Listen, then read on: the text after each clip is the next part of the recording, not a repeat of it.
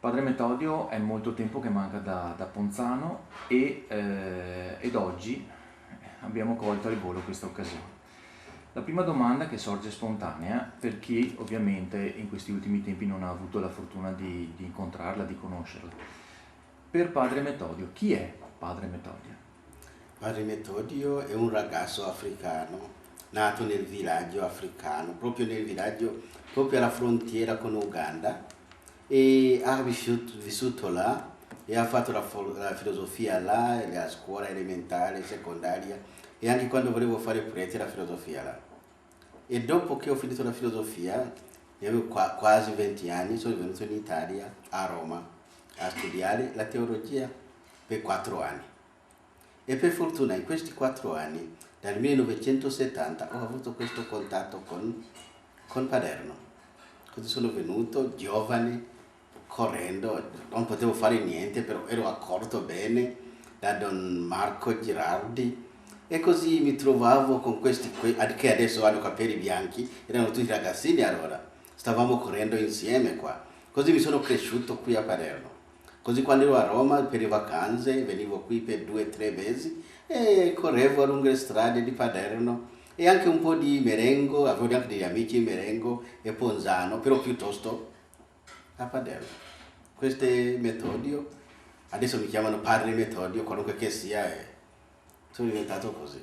E poi ho avuto un'esperienza perché sono tornato di nuovo come prete per un altro 5 anni e allora in questi 5 anni anche ho avuto un'esperienza più grande perché allora c'era Don Guido che andava in Brasile e in estate rimanevo solo in canonica. Così celebravo le messe, andavo a vedere case, facevo tutta la pastorale.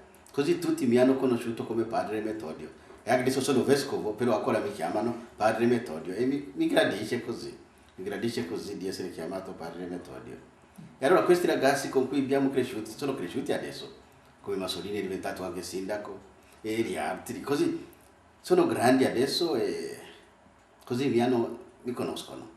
Naturalmente sono nuova gente che vi ringrazio, così che conoscono chi è questo Metodio, che sentono dire, però che non hanno visto. E così con Don Guido e poi dopo con Don Aldo, già 3 parroci a Paderno, sono stato con loro. Abbiamo saputo anche per un brevissimo periodo è stato anche parroco di Paderno. Sì, perché quando ha lasciato Don Guido e doveva entrare Don Aldo, c'era Un vuoto. un voto e un voto c'ero io.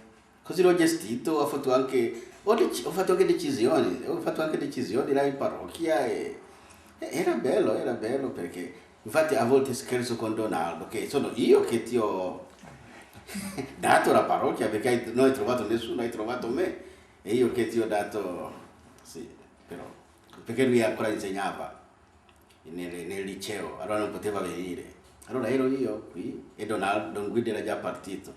Allora, Ma Padre Metodio avrebbe mai pensato, immaginato di diventare Padre Metodio? sì, da quando cioè all'inizio non ci pensavo, però già da 15 anni ci pensavo di fare prete. Avevo anche le mie crisi ogni tanto, ma che cosa voglio fare, questo non fa, questo tipo di sacerdozio non mi piace, quello là. Però lo stesso l'idea continuava perché pensavo che potevo andare alla gente, essere vicino alla gente attraverso questa vocazione. Così alla fine si è fortificato e alla fine ho rinato prete. E sono felice di esserlo adesso ormai da 72, quasi 37, 73, 38 anni dopo. Sono ancora felice di esserlo. Benissimo. E volevo chiederle ancora, che cosa ha significato Ponzano Veneto per Padre Metodio? Per me Ponzano Veneto è la mia seconda patria. È la mia seconda patria perché così tanto che quando penso del mio villaggio, il secondo villaggio che viene in testa è Ponzano Veneto. Perché da più piccolo ho giocato con i nostri ragazzi. Però da quando avevo 19 anni non conoscevo ancora i miei amici a casa, ma conoscevo gli amici a Paderno e a Ponzano e a Melengo.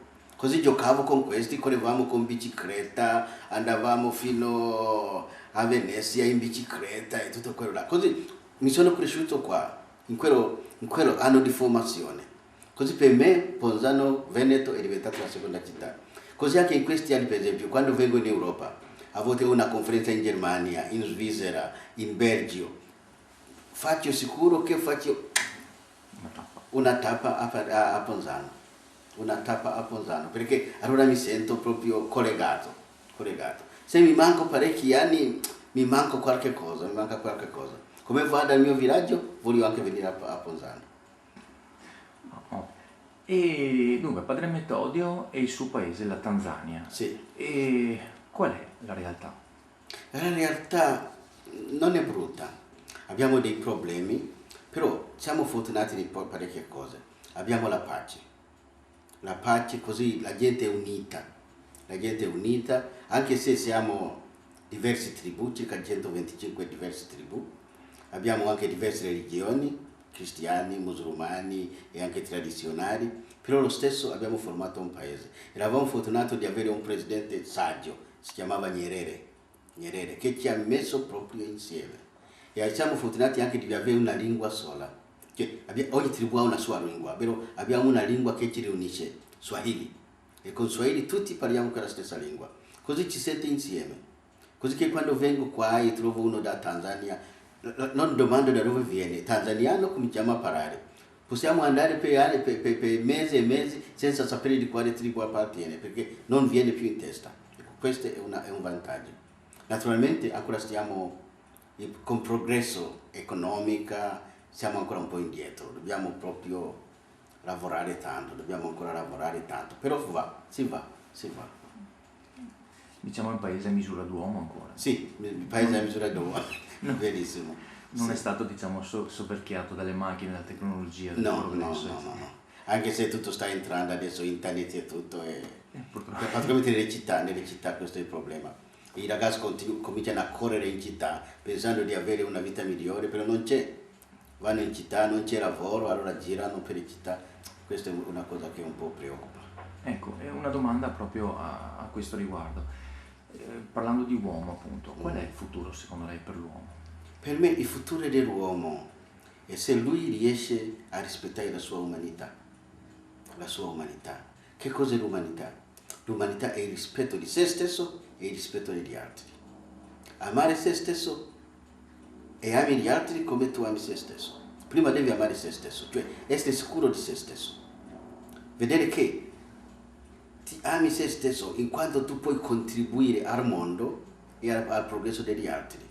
Se ami te stesso in un modo egoista, allora il mondo non ha un futuro. Però noi se ci sentiamo che abbiamo un debito verso noi stessi, però anche verso gli altri, cominciando in famiglia, che la famiglia si ama l'uno l'altro, e anche i parenti, perché può avere una piccola famiglia, un piccolo nucleo, però ha un zio, ha una zia che sta malissima e non ti preoccupa, allora, questo mondo non può andare.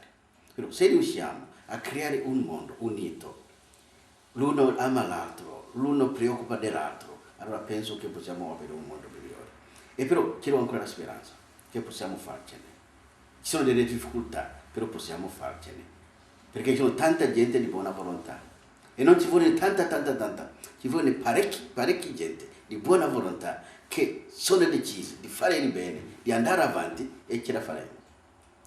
Saranno ostacoli, sì, ma non li vedo tanto.